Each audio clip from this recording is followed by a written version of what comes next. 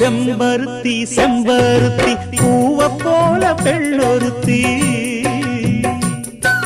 காதலன தேடி வந்தாள் கண்ணில் வண்ணமை எழுதி மேலும் கீழும் ஆடுகின்ற நூலிடைதான் மீண்டும் மீண்டும் நான் படிக்கும் நூலகம்தான் நாளெல்லாம் மீண்டும் மீண்டும் நான் படிக்கும் நூலகம்தான்